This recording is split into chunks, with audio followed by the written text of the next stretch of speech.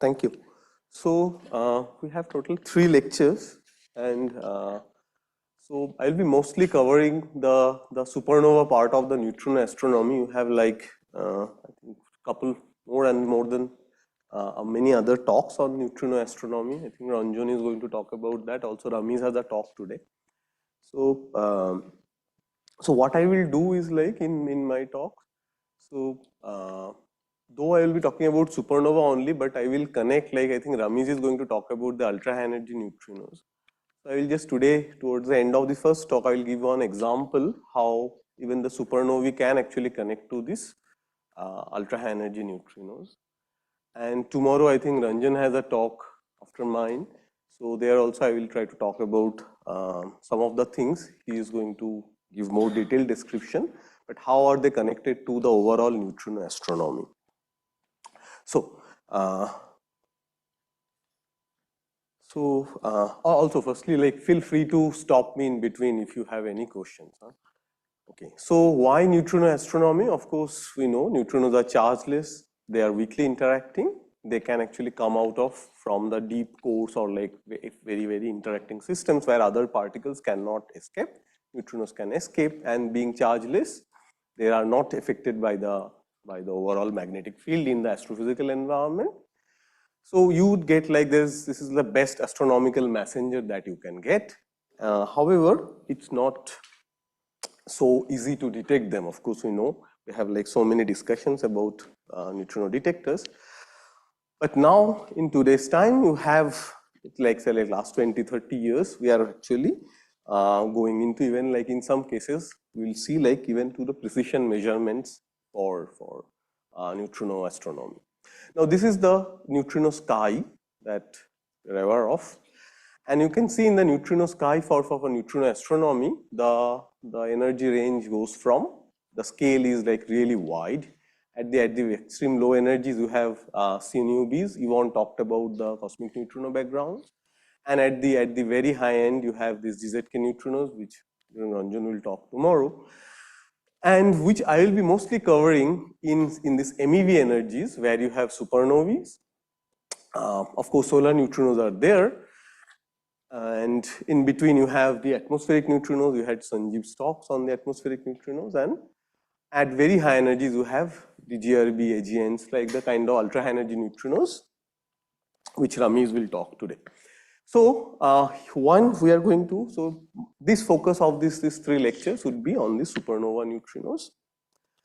Now, of course, there are like several of the neutrino sources, and we will be only looking into these ones for our lectures. Now, before we start, like what is this event that we call supernovae? So what is the supernova neutrinos? So though I am using the widely accepted term supernovae for neutrinos, but like these are like a very specific class of supernovae that we are talking about. You have many different types of supernovae. So this is, in general, there are like different ways of dividing these supernovae depending on their spectra or the kind of material they have created. But what we are here talking about, like as a supernova, is basically the mechanism which is called the core collapse mechanism. So the core collapse, there can be several kinds of supernovae which can actually fall into this overall scenario, which is this core collapse event. And this is what basically they're also known as the type 2 supernovae, and this is what we are describing. So when in this whole lectures, whenever I say supernovae, I am actually talking about this type 2 or this core collapse event. Now, so this is supernova neutrinos. That's what we are actually focusing on. The broad picture of the supernova is that this is like a star which is massive than, like say, at least 8 solar mass, which is collapsing due to its own gravity, and finally it's ejecting the whole outer mantle in some kind of shock wave driven explosion. And 99% of this gravitational collapse energy is actually emitted in terms of neutrinos. And the typical energies of these neutrinos are in MeV, right? There are tens of MeV, and this emission is of the order of 10 seconds. So you have a very small time window of 10 seconds, where this extremely large number of neutrinos, because you have to now, because if neutrinos are in MeV energy and you can you can do the conversion, you can figure out that like 10 to the power 56, 57 neutrinos coming out in only 10 seconds. So this is the picture of what was known as supernova 1054. Many of the civilizations at that time, they have actually seen this one, and which is like Crab Nebula for us. This is like one of the best examples of supernovae we had in last millennia. Now, but then the point is, why are we actually interested into the supernova neutrinos? Of course, as we described, supernova are like the most powerful neutrino source. We are having this extreme large number of neutrinos coming out.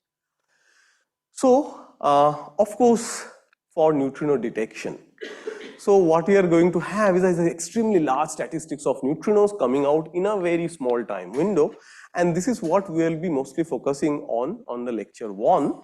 And lecture 3, I will also talk about the neutrino detection.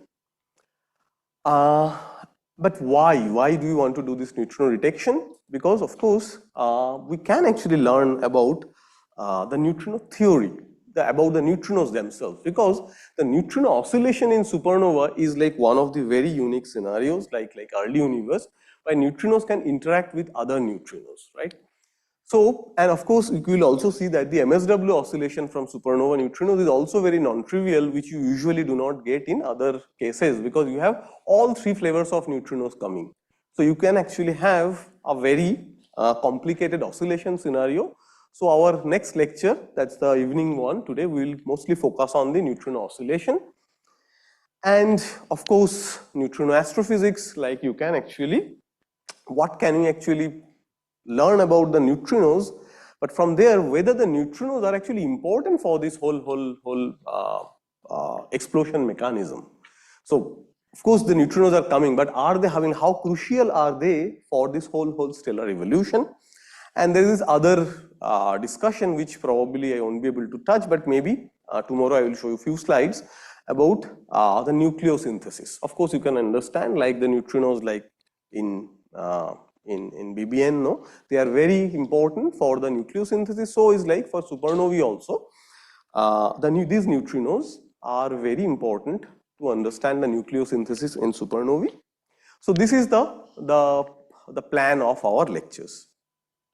Now, so this supernova neutrino, today's discussion is mostly on these 2 parts, like this discussion, basically how they are produced and what we know about them and the detection. So this is a typical problem of neutrinos, of supernova neutrinos. And so if you want to ask like how these are actually studied, these neutrinos. So here you have this core collapsive in this star. The neutrinos are actually created at the deep inside of the star, what we call the neutrinosphere. We'll discuss about them. And you have the neutrinos interacting very close to that neutrinosphere. And as they're going out, they interact with the ambient matter, and you can have MSW oscillation. So there are these oscillation problems inside the star, and then they propagate, and at Earth you have to detect these neutrinos. There are several detectors which are possible. There are different interaction channels, as we know. And then the question is, what kind of information do you want to measure? Do you want to measure their energy spectra, or do you want to know how the spectra evolved over time, and how do you do that? And in terms of production, of course, like how are they actually produced? How can you actually replicate these models in supernova simulations? And how important are their information of this initial information of these neutrinos, like their energy spectra, their time spectra, and of course we will see in the evening lecture how important is the information about their angular spectra, that is at which angle they are emitting. So and all these things comes to the propagation, which we will see is a bit non-trivial than other oscillation scenarios, because we have something called the dense neutrino background, because here the neutrinos can interact with other neutrinos, and while they're coming out, as I said, like of course you probably have understood, like when I say their angular spectra, their emission geometry is important, because at which angle they are being emitted from the star, and when we are talking about their interaction, what is the interaction, let's say the length scale of them is going to be important, which comes, we'll see this dense matter effect. And of course, there are like other effects like the shock wave effect or the earth matter effect. And of course, one can also look into new interactions while looking into this propagation. There are many studies on this NSI and supernova neutrino oscillations. So this is the very brief structure of a stellar collapse and supernova explosion. So you had this very large star, more at least 8 times massive than Sun, which is mostly of hydrogen, and the hydrogen burning phase went into helium-1, then to the oxygen silicon. Eventually, you led to this iron one, and you have this onion ring-like structure, the heavier material at the center and hydrogen at the outer one. So you have this mantle and you have this core, but this core even keeps getting more massive, and they basically start collapsing. And as it collapses, you actually go to this extreme densities, these supernuclear densities. You cannot contract it anymore, and you have this core is actually, there's a shock wave, and this is like the whole mantle goes out in this shock wave driven explosion, and you are left with this newborn neutron star. And in this process, there are neutrinos which are created, and the star is actually cooled by neutrino emission. So this is the cooling of the star. So this is the basic picture people have looked into for a long time. However, when we tried to simulate them, it was seen like there is a big problem that there was no prompt emission. Now, once you remember, the shock was created at this core, and when it was going out, it was going through this iron, and the iron is dissociated. And even if you as dissociating like a 0.1 solar mass of iron, you may lose almost all this by this gravitational energy. What you expect is going to go there. So this shock wave going through this iron core loses energy, and what you have, what is called the stalled shock. So when you try to model this collapse mechanism, it didn't work. Yeah, okay. So here is like what you would like to happen. Like, so this is in this figure you can see. Look at here you have the time after the collapse. Here is the radius, and what is very important for us is this black one, which is basically the shock radius. So you want this shock radius. So this is where the collapse has happened, and now the shock is going out. You expect this shock to go out to further out and to actually reach the mantle, so that the mantle is blown away. And so, as you can see, here is the collapse phase, and there are a few other phases which will come up to soon.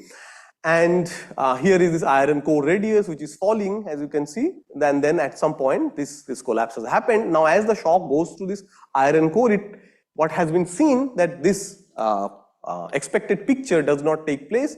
As the shock goes through this iron core, it fizzles out, it loses energy, and you do not have your desired result, the mechanism that you were thinking that must be happening. So the solution to that, what people thought is probably this neutrino heating mechanism. What's happening here again, the same picture. Here is your shock radius, and here the neutrinos, the protoneutron star from where neutrinos are coming out. So the idea was that these neutrinos are probably, while going out, they can actually dump some of their energy in this ambient matter behind the shock. So the stalled shock can get some of this energy which the neutrinos are losing, and this can create, can actually help the shock to start again. This stalled shock can give you what is called the neutrino heating mechanism, and the shock can move ahead, and you get your desired result. That the shock goes out and you have a successful explosion. So then people try to do that, and this is like what people have seen for almost like last decade, basically, from early 2009-10 to sometimes was like late 2018-19, where people are mostly looking into 2D simulations. And here what they have the understanding for looking into the 2D supernova simulations is that this stalled shock, here you can again see these neutrinos are coming out, but this feature, what happens is like what you get is that these neutrinos are coming out, but matter is still trying to fall in, and what you have is some kind of convective currents. The stalled accretion shock still pushed outward, and as the matter piles up on this, you start getting this convective outruns. And this eventually, what has been seen is called the standing acoustic shock instability. So this whole shock, actually after some time, they start getting this instability, which is just coming from this convective system. And of course, it also depends on the neutrino hitting, and which finally revives the system. So for a long time, the question was whether these are actually really numerical artifacts that you are seeing.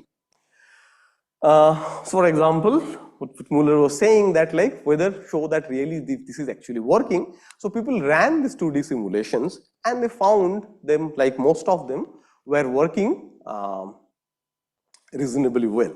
So now when it comes to neutrino hitting, one information which of course they could not put in the simulations, which probably is interesting for people who are working in neutrino oscillations, that whether this neutrino hitting mechanism can actually be more efficient if you take the if you consider neutrino oscillations. So what is exactly meant by that? So here you can see the spectra of these supernova neutrinos for different flavors. As you can see that the nu x, which is basically nu mu, nu tau, nu mu bar and nu tau bar, they have a larger average energy compared to the electron neutrinos. And of course, they will have different kind of interactions. So the idea was if you can actually achieve neutrino oscillation behind the stall shock, you can actually change the energy budget of these different species, and they might be useful. And this is another aspect which is which actually of the neutrino oscillations in supernova neutrino. But then what is the present picture? The present picture of the supernova neutrino simulations can be summed up like this. For the small mass stars between 8 to 10 solar mass, they actually give this prompt explosion. You do not need the neutrino hitting or this delayed mechanism for there. For a larger ones, the shock basically loses energy. Numerically, explosions are okay for a broad mass range for 2D simulations. Here you can see for many of the 2D simulations, this actually helps. But if you look into the 3D simulations, which people are doing, say last 5-7 years, people have slowly moved into the 3D simulations where you do not take the axial symmetry for the problem anymore. Mostly failed simulations, people have seen if you give extra neutrino hitting, then these 3D simulations can actually be helped, but this is by hand given. The question is whether the neutrino oscillations can be a source of this extra hitting or not. Whether this energy dump of these flavors can change because of the neutrino oscillations. And of course, there are many more complications for these 3D simulations, which probably we will skip. So here, I mean, there are many different groups who are working in supernova simulations. There are comparison of their codes. There are many different aspects, whether you actually take a certain kind of particle production in there or not. For example, people are talking about muon simulation. So in the normal supernova environment, at these temperatures, at say tens of MeV, you don't expect muons to be produced. But now people are seeing if for certain masses, as the core heats up, you can actually reach to energies of hundreds of MeVs and 100 MeVs, and now probably you can actually have muons. So once you put all these small details, the picture changes. But this is the overall broad picture of the what people are doing in supernova explosion mechanism models. So these are the inputs which goes into the models: the nuclear equation of state, the neutrino physics that you are doing, the progenitor condition, what is the mass of the progenitor, and relativistic gravity. All these are the inputs, and the outputs are basically, as you can see, multi-messenger, right? You of course have the neutrinos, you have gravitational waves, you have the light curves how all these particles or all these signals, how they are changing over time. So you want to probably also look into their light curves. People are looking into nucleosynthesis. So the supernova explosion models, they give us so many information. For example, here you can see this is one example of what kind of information one can get. Here you have the neutrinos, like this is the pre-supernova neutrinos, then you have this normal neutrinos, and this is, as you can see, in time, from the post-bounce time. So this you can think of for normal astrophysical scenario, what you call light curve. Here if I call it like quote unquote neutrino light curve, basically how the neutrinos flux is going to change over time. Here is like what you expect from gravitational waves. And finally is like what is the kind of, this is for a galactic event, and what kind of event we are going to look into in say like in optical. So this is the shock breakout. So as you can understood already that the neutrinos have emitted from the core, but when you actually see the signal of this in other wavelengths, the shock has to reach the outer mantle. So this shock breakout phase, so basically the optical signal comes later than the neutrinos. So that you can see like there is a delay between them. And this basically tells us that if I can detect these neutrinos earlier on, then the astronomers would know at which direction I should look for the supernovae. This, for example, tomorrow I have a galactic supernovae basically in Milky Way, and then if the neutrino detectors can tell us from which direction the neutrinos came few hours earlier, then all the astronomers can look at that certain direction and can really see, because as you can see this shock breakout phase is almost like momentary. It's a very small phase, and you might actually miss this. And this is also one prediction of this theory, and you definitely want to measure that phase and can guarantee like what kind of mechanism that you are predicting. So people would really like to look into this thing. So this is called this SNews project. You can subscribe to their SMS. So if there is a supernova explosion in our galaxy, and if some of these detectors which are in line, they can actually give you notification that neutrinos has been detected, and the same notification can go to the astronomers. So the idea is this, like you want to put all these different detectors, their information together, and it goes to this SNews server and it sends you the alert. And that would be very important for astronomers. But however, we will see like the question is that like exactly when is that post bounce time, right? So now whether people who are doing gravitational wave, they also would like to know what is exactly that post bounce time, from where they should actually look out, because it's a very small window, and you want to get the backgrounds out, right? The same thing goes for the neutrinos. So this timing correlation would be very important if you want to probe the neutrino flight time and also want to do triangulation. So so this is how the supernova neutrinos can be important for a multi-messenger picture. But now, though I said these neutrinos are like emitted, it seems like I'm talking about a single entity, but it's actually not. These neutrinos are emitted in different phases during the supernova explosion. The first phase is called the neutronization burst phase, and which lasts about something like 50 milliseconds.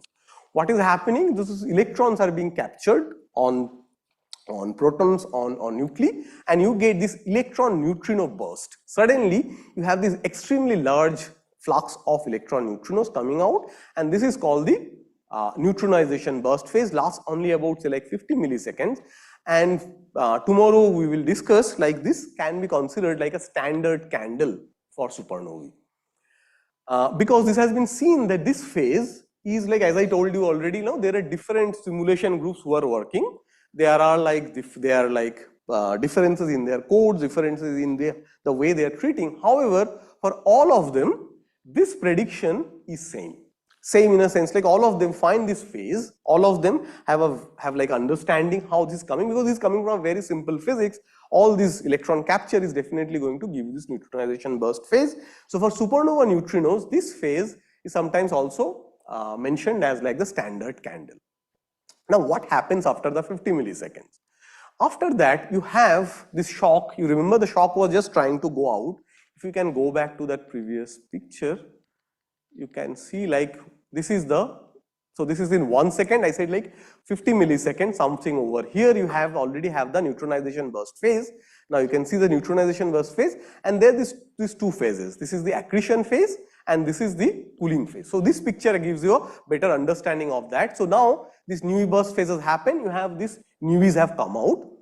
The shock is trying to go out. Now for most of the supernovae, which people have seen, like the problem of the supernova explosion, that if it is more than 10 solar mass, the shock actually loses energy. You can see it's a plateau in the shock radius.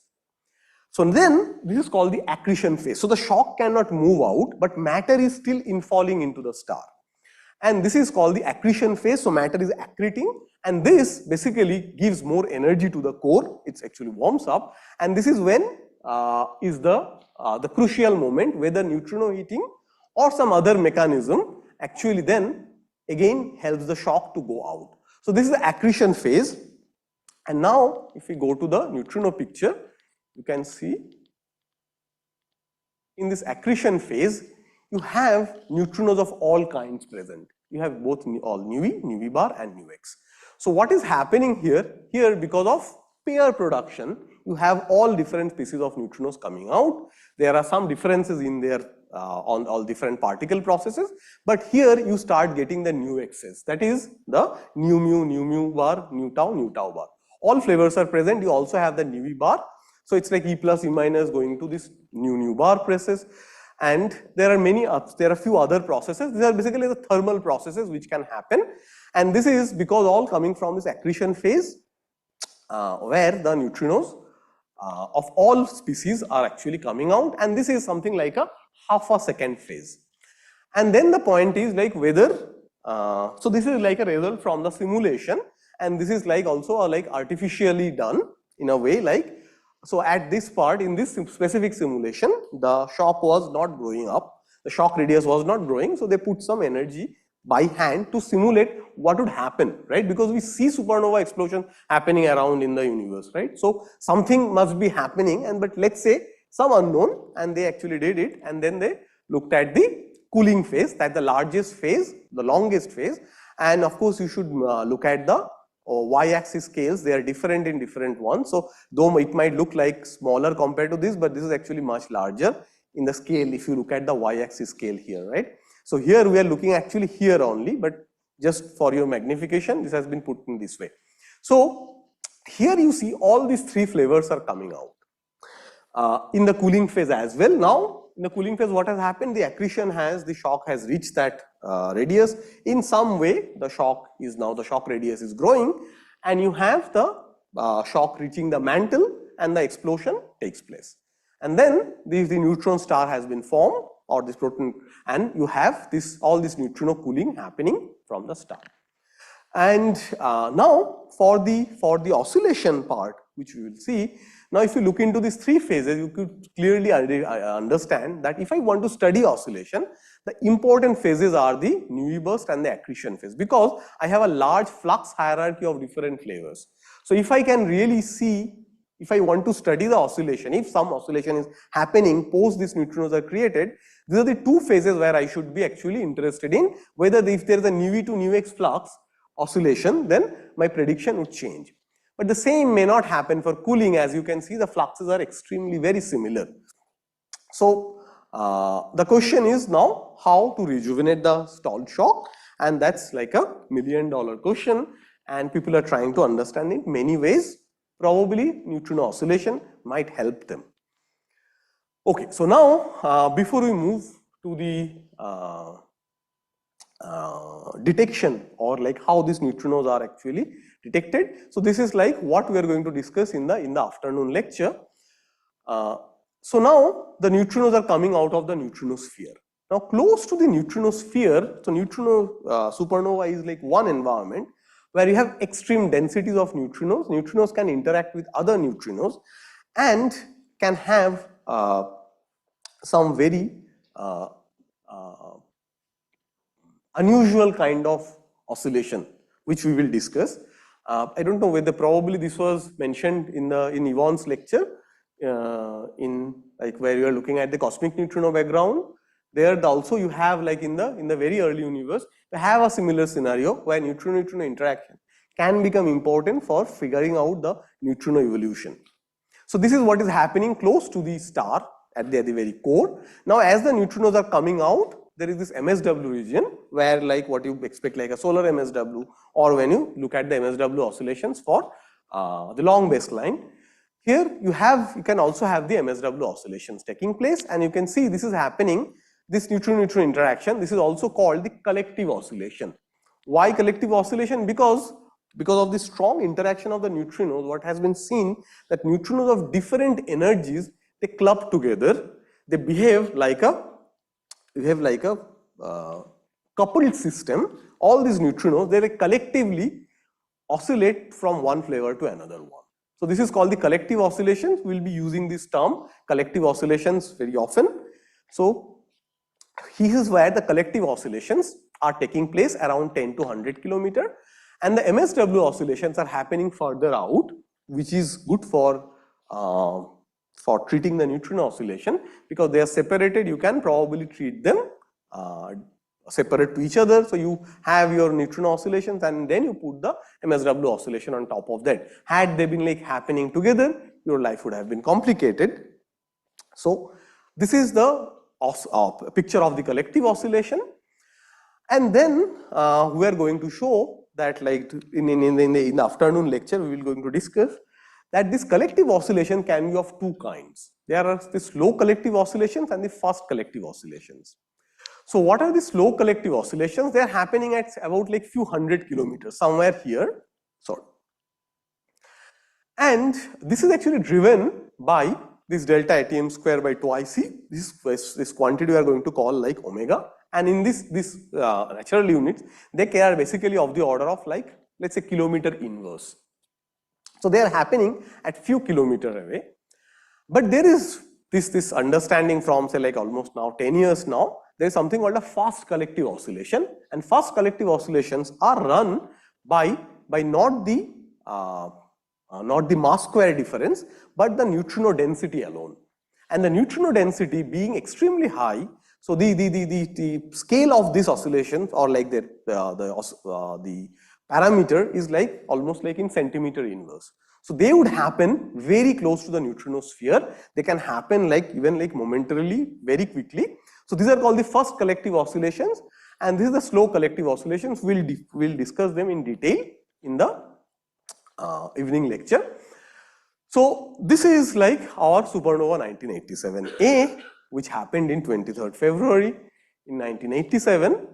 And what people saw before the supernova was seen in telescopes is that like these three running detector at that time, Kamioka 2, this IMB and the Bakshan, they actually have some 15-20 events around the same time, means like correlated like 2 hours before. So this was like one of the very prominent discovery, let's say, at that time, or like detection, which actually proved the idea that the core collapse and the neutrino cooling mechanism are actually confirmed.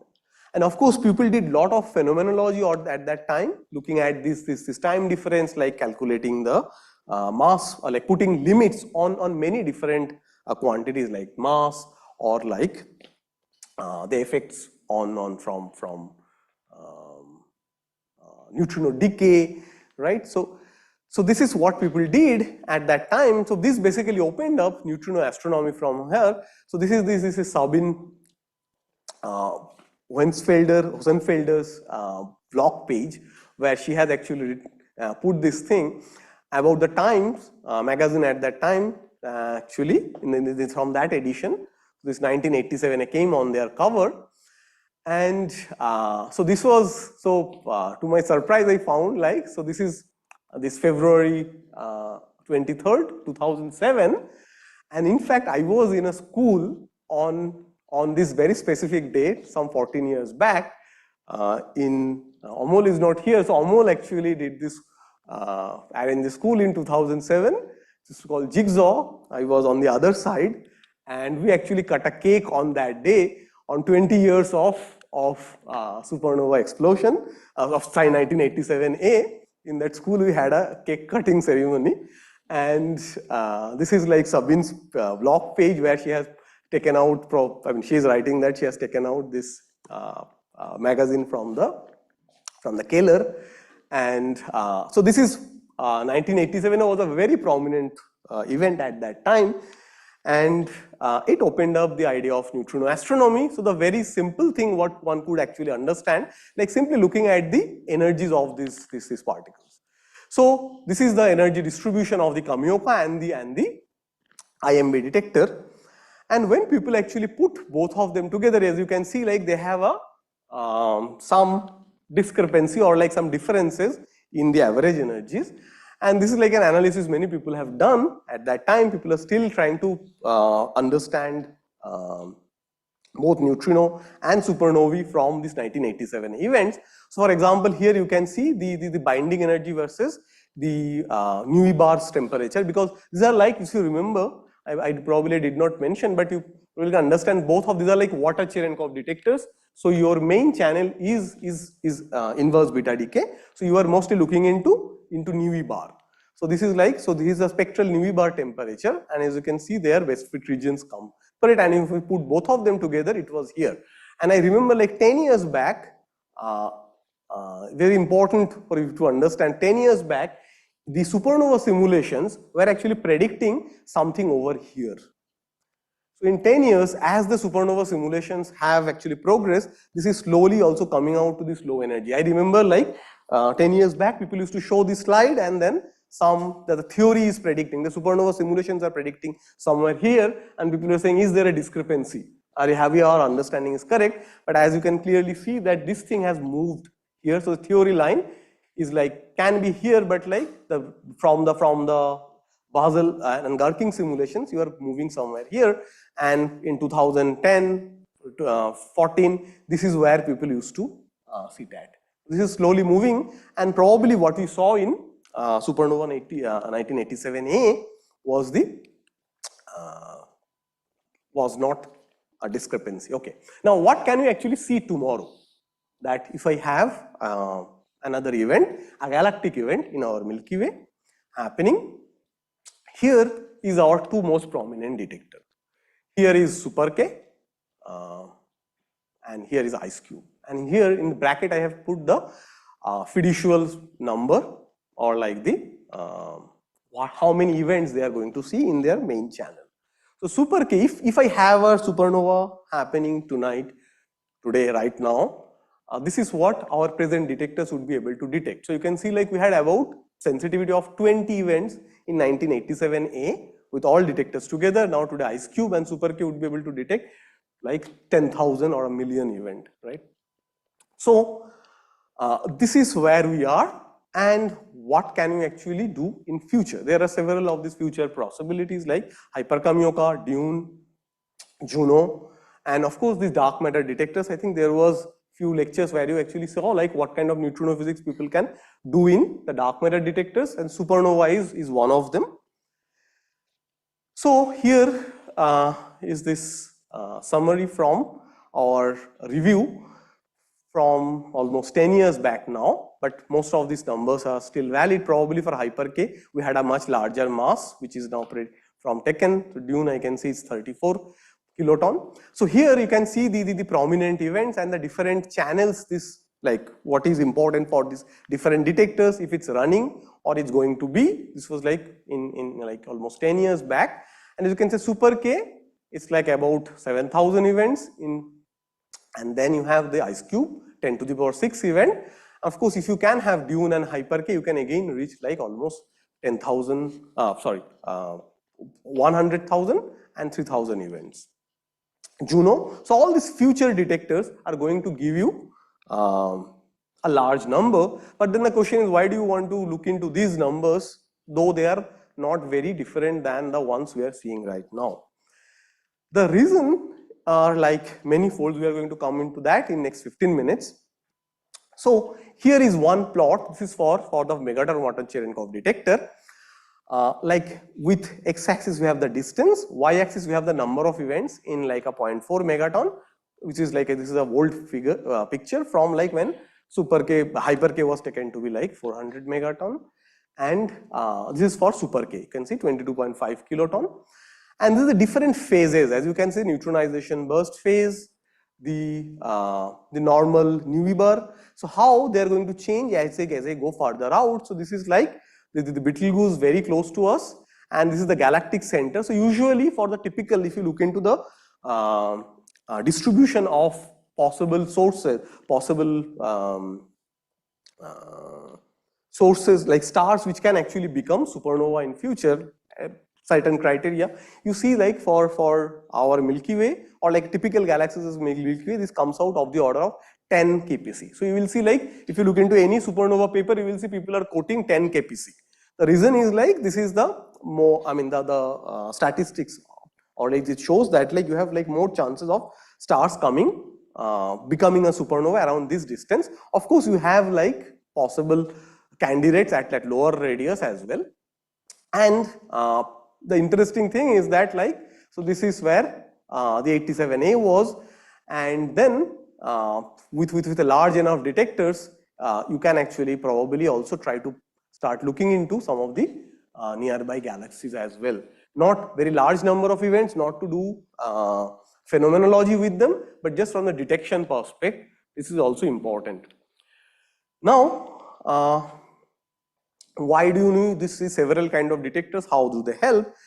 So the help is because now if you want to do phenomenology with the supernova neutrinos, you have mainly two different kinds of information that you would like to see. One is the energy spectra. So the energy spectra can show you certain effects, and these are mostly effects of oscillations that we will discuss in the afternoon lecture or maybe tomorrow's lecture. But if you look at the time spectra, where there can also be like oscillation effects, but there are certain effects which are like independent of the oscillation. Let's say like the Sazi modes, we are going to come to that soon. And there are kind of like if you look at the time spectra, like what we call time spectra or like a light curve, you can actually have many different phenomenology can actually be done. Now, when I say like time spectra, as you have already understood, remember like I have looking at the neutronization burst phase, where I actually have only electron neutrinos. So you'll be probably looking at detectors which are sensitive to electron neutrinos. Of course, like it can be dune, it can be hyper K with the neutral current channel of channels where the all different neutrinos are actually going to interact. So because as you remember for hyper K or for any water Cherenkov detector, IBD is the main channel. So you have to look into other channels for these detectors. So so basically let's forget about the oscillation part or phenomenology. Let's say we want to invert the problem. Invert the problem in a sense, I have some these neutrino detectors running, there is a supernova explosion, I am able to see some events. And how can I invert the problem and what can I actually identify? At what precision I can actually understand their energy and the flavor. Let's say if I can actually identify the flavor, or if I can identify the flavor, can I actually precisely tell what energy of these neutrinos are? So for Newiber, the water Cherenkov detectors are the best. The average energy, so this is the overall picture, we are going to discuss it in a bit more detail. The average energy can be reconstructed into 6 to 10% of accuracy. And of course, if you can do that, you can probably be able to measure the flux spectrum and the angular distribution versus time. So that you can actually figure out which direction these neutrinos actually come. Because if you really want to do like a S-news kind of a thing, or want to do triangulation of this object, you would definitely need their angular information. You have the dune-like detectors like liquid argon, and of course you can actually have the Newi, which will be very crucial for the neutronization burst phase. But with the SK and GDHK, can you actually make this information better? Can you actually have a better understanding if you have the input from the water Cherenkov detectors as well? What about the nu X, the heavy lepton flavor neutrinos? There are like certain techniques people have proposed, like this large scintillator detectors techniques, where you actually look into the scattering of neutrinos on protons. And of course, the direct dark matter detectors, where you know this CNNS, these coherent interactions are basically neutral current, and they should actually give you, so for the nu X, you do not get like a very specific channel. What you get like the collective, this cumulative one. So channels which are basically neutral current, which will detect all flavors, and there by putting cuts or having information from the other detectors, can you actually identify the nu X separately? So these are the ideas people are looking at for their identification. So this is what you would see for a simulated supernova signal. This is in super Kamiokee. You can see the accretion phase, cooling phase, they can be detected. And as I mentioned, like if you actually put the EBD and the electron scattering, you should be able to figure out this at a 6% accuracy. Now, the electron neutrinos. So this is, Ranjan was one of the authors, where they have actually shown that if you put SK, HK, GD, like if you put all these things together, all these informations together, you definitely get a much better understanding of the electron neutrinos. And of course, for hyper K and SK, what we will be looking at is basically the nu scattering channels. Of course, for liquid argon, it's a very different thing. But if you put them together, you get a much better understanding of these supernova properties. What they were looking at, the total energy of this star being emitted, the average energies of this electron neutrino, and alpha is something called the spectral parameter. We'll look into alpha in more detail tomorrow. So this is like all these three information. You want to know what was the binding energy, total energy, what was the average energy, and what is the spectral information. For the electron neutrino, this analysis shows that like this can be actually understood pretty well. Here comes the coherent elastic neutrino nuclear scattering, the CNNS. And this again, like the CNNS, this is like we've shown like for a 1 ton or 10 ton xenon, or like these are like thought numbers that we have put in. But if you can actually do that, then as I said, like here you would be like, you remember this was like a neutral current, so you would be looking at the whole spectra. Now, if you think of the spectra, and this is, as you can see, like the first phase is the accretion phase, and you can see the accretion phase time signature can actually be reconstructed pretty well, and this can actually become different for different materials that you are using. And there is another interesting proposal by Bhavesh, Basudev and Datar, is that like this is deuterated liquid scintillator, where you again like look into this neutral current process and try to tag these neutrons, and from the quench proton energy spectra, you can actually get the information all on all flavors. So till now, as I was saying, so the main the take home message is that like I have the nu bar and nu E I have kind of covered, because I have say like SK, hyper K, dune, etc. But for the other flavors, there are also proposals, and probably one can reach to that. And again, like for ice cube, this is also probably not so straightforward to understand, that usually we think of ice cube as like a very high energy, ultra high energy neutrino detector. But when all these neutrinos, this large number of neutrinos for any galactic supernova, will dump their energy into the ice cube detector, it's like a illumination of the whole detector, all the photomultipliers. So you may not be able to do like an event by event reconstruction, but it's like a calorimetric way. You will be able to see like how many events came at different time. Here is a reconstruction of the ice cube, like for a galactic supernova, for different models of supernova. Here we are showing how the time spectra would actually be seen.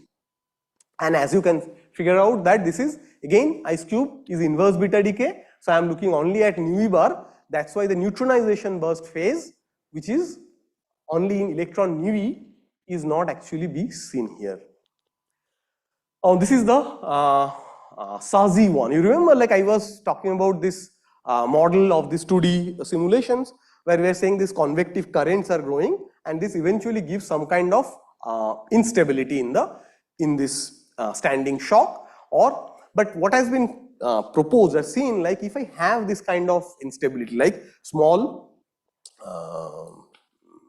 so it's like this whole thing is having this oscillation, so that actually imparts on the neutrino fluxes as well. So these are called the SASI modes, and here is like for ice cube with this extremely large time precision, or like the time sensitivity, one should be able to see the SASI modes if they are in the ice cube neutrinos, if for a galactic supernova. Now this is another thing which we will discuss tomorrow. Now this is about the we will have like a very brief discussion about it. So diffuse supernova neutrino background, what is the idea now? Till now we are only talking about neutrinos from our galaxy, but if I have supernova neutrinos happening all over the universe for all time, so if you collect all of them, it actually gives something like a diffuse background of neutrinos, but coming only from supernovae. And as you can understand that they are like redshifted, so the average energy for such a flux will come out to be not around 10 MeVs, but lower than that. And you have the different detectors. For example, here you can see the different backgrounds that one can have, the atmospheric background, the reactor background. In between there is a small window where one can actually try to see the TSNB. And there is the proposal of like making this thing better in Super K, where they have loaded the gadolinium, and this running, they are right now running this experiment. And so this SK doped to GD will give you like a much better understanding, and the idea is like you should be able to detect few events per year. Now with this, maybe I will very quickly cover a bit of supernova of neutrinos, but from a different energy. Because so this is like kind of creating a background for what probably Ramesh is going to talk about. So here, what we are saying, like these are the supernova neutrinos with MeV energies. But then, can these neutrinos create, can the supernovae can create any events at very high energy?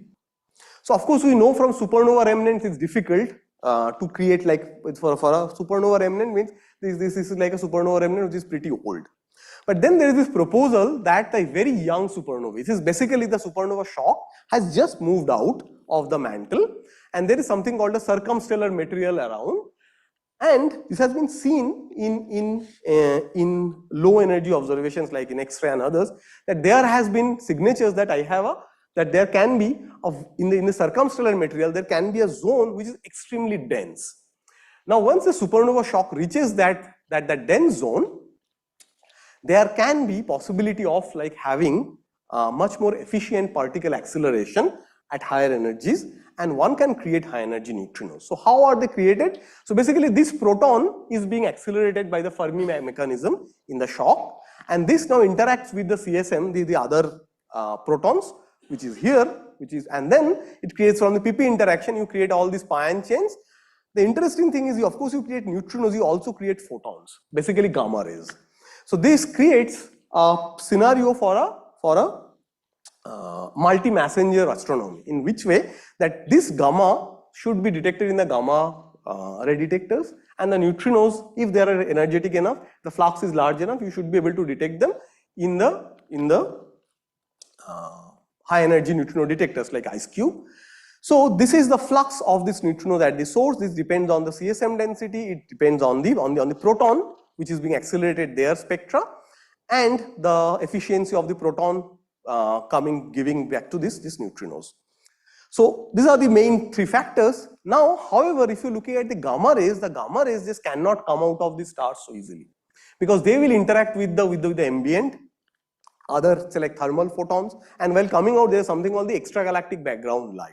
The gamma ray propagation is bit non-trivial, and for example here you have a factor for that propagation, and if you do that you will find a spectra which will come up. But now here is the basic picture of like for an example of a star which has been seen in supernova 2014C, and for this star what has happened that this dense part of the CSM is actually further out. So initially you have a flux coming out, prediction wise, of course these are all predictions, that the flux would be lower, then suddenly when the shock reaches this very dense zone, you have a re-brightness of the star. So this is like a schematic model, what can happen. Now the fluxes of specific to this 2014 C, it has a lot of uncertainty, but a typical number, as you can see, comes out for different models, comes out somewhere here, and which you can clearly see was much below the ice cube sensitivity. Same thing for the gamma ray flux for such an event. When this, so basically this is like supernovae which are like, I'm talking about like few 100 days old, not a supernova explosion which has happened, say like, say, few tens of thousand years ago. So it's not a supernova remnant, it's a young supernovae. And that young supernovae can also create these gamma rays. And for this 14C, you can see this was below the Fermilab limit. Of course, for CTA and for ice cube generation 2, you will have a better understanding probably, but then this is for this event which has already taken place. What about future prediction?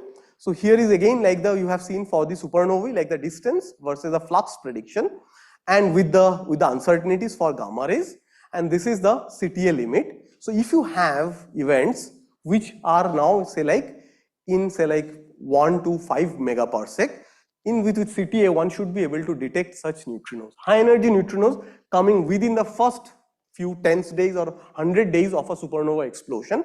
We would be able to detect them according to this model in CTA. Similarly, these are the different ice cube sensitivity at different direction, because you know ice cube will have sensitivity in different direction, and this is a neutrino prediction. These are like where 2014 C was sitting and some other 2019 event. So if again like for neutrinos, if you are somewhere below like in MPC distance, you should be able to detect them. So the neutrinos that we were detecting before, the supernova neutrinos, we are talking about galactic ones, probably just going outside our galaxy, nearby ones. But here we are talking about megaparsec distance, where one should be able to find out if this dense CSM model is correct or not. And remember I told you that this though I am talking about type 2 supernovae, but there can be many different types, but all of them are like core collapse and they have this shockwave driven explosion. So if you have the shockwave driven explosion, if you put all of them together for this model, you can actually predict the diffuse flux of them. Here is the prediction of the diffuse neutrino flux, and you can see it's very similar to the ice cube diffuse flux, which probably Ramesh will discuss in the next talk. And here is what one can see from for the gamma rays, and this is the Fermi gamma ray background, and the point is that this thing should be below that one. So this is like a multi-messenger constraint that you can create. So for example, the models which are predicting gamma rays like this, and let's say like neutrinos like that, are actually not allowed. So just from the present constraints, you can actually cut out a lot of model parameter space from here as well. So this is what is for this lecture. Sorry, yeah, this is for this lecture, and what we actually discussed. The main supernova part was we discussed a bit of the production and the detection part. We will have a longer discussion on the propagation of the neutrino oscillation in the afternoon. Thank you.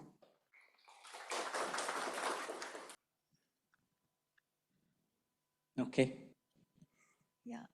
Sovan, this CSM, can't one constrain this model because you have gamma ray observations already for this event? No, so for this event there was no gamma ray, that was also a prediction. So it's 2014 C, the prediction was like people try to see whether the gamma rays, so because this is actually observed, this dense CSM, it's not a model, because dense CSM related observation has been seen in lower energy photons like in X-rays, and you have seen this thing. The understanding is that in the circumstellar material, there is a part where the density is much larger than the other part. So the density profile of the CSM, that has been understood from low energy observations. Then what people wanted to see whether I can create gamma rays and neutrinos. The gamma ray predictions were, no, Fermi did not see anything.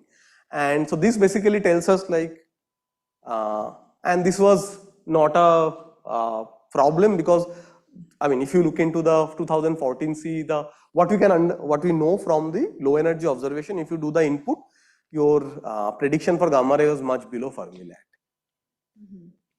So we did not see anything. Yeah. So, but you can predict like, but for the overall model, for when you add all these different kinds and look at the diffuse flux, as you can see, like all these parameter space actually get cut out from the Fermi spectra. It's also a discussion on population 3 stars. I've forgotten the Yes, yes. So this is like, but yeah, so that people have done, but so the pop 3 stars, if I remember correctly, they had these two. So one was like you can have this solar neutrino kind, like similar neutrinos which has been created, these low energy ones. And but the fluxes, I think, were like this was many of the Italians who interested because of Borexino and like so. But I remember this was I don't know. This was like below because of the solar background and etc. This was actually not very. If I remember correctly, the detection prospect was not very good. But like these people, but probably people have not looked into it for a long time. I don't know with this. I'm talking about 10 years back. Old discussions. Yes, yes. People probably can have a look. Or yeah, one can have a look what is happening with the new detectors. Sure. I was wondering, like you mentioned a model that can produce very high energy neutrinos in the supernova background as well, but the cross section of the neutrino interaction will also increase at such high energies. So wait. So no, I did not say. So this is a different than the normal MEV neutrinos. So we are saying that like when the so this has happened and now it is the shock has come out. I have a circumstellar material. It's the basically the hydrogen which has been which has come out of the star over the whole evolution of the star. They had created a dense material like so. It's like this star was sitting inside in a cocoon of hydrogen. So it's like can think of like the CSM. And when the shock reaches that part, it can accelerate protons, and these protons, because of the from Fermi mechanism, and they can interact with the other circumstellar material protons. So that is the process. So this is not because I was wondering like these neutrinos might get trapped in the dense matter if they are they are actually very far out. Yeah. We are talking about 10 to the power 16, 17 centimeters. Yeah.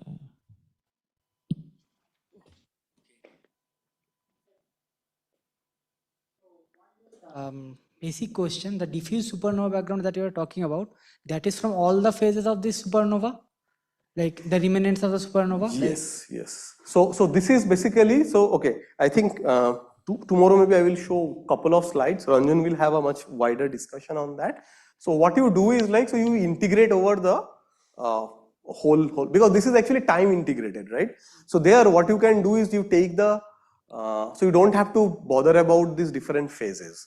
So you can actually do like a time integrated spectra and you then look at that. So basically the way people calculate it, maybe I will just show the basic formula there. We'll see that what will come into the spectra calculation is the supernova neutrino spectra will come. You need to know what is the energy dependence, because eventually what you are looking at, you are looking at the spectral information. So you need to know how many neutrinos came out of the star at which energy, but you do not need to, so you can add all of them.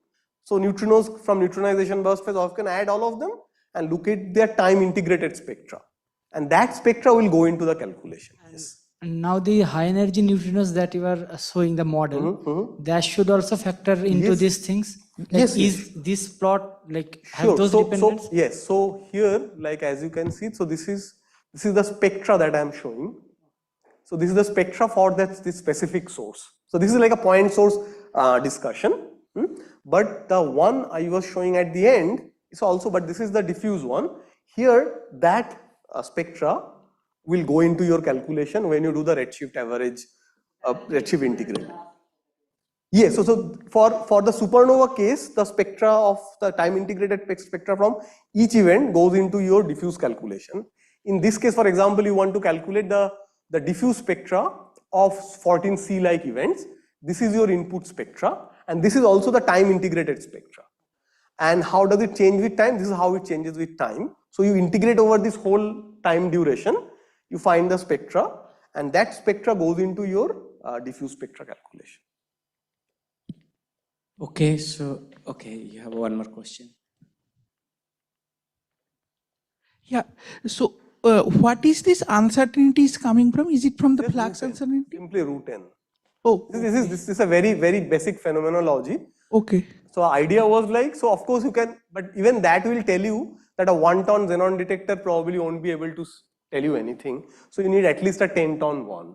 Yeah. Because, so there are like, okay, there are two things, because here, as you can see, I'm not talking about simply detection of supernova neutrinos in a dark matter detector, but rather I'm saying whether I can extract a bit more information, like say, whether if I can actually recreate the light curve, this neutrino light curve, that how the neutrino, these 3 different phases, whether I can detect that, because I have all neutrinos. So the accretion phase, you need at least a 10-ton xenon, but this is with 100% efficiency, etc., etc. All the, so here we are not even looking at any experimental input. So you at least need a 10-ton. Probably you need a larger one, but this much information we can get. Yes. Flux uncertainty is considered. Flux uncertainty, so this is for a specific model that we took from one of the simulation group, and this is like, so the flux uncertainties in these different groups can also be different, but this is like a typical example, because say this is, if I remember correctly, this is for a 10.5 solar mass star. And so if you go to 18 solar mass, from the same simulation group, the results will change.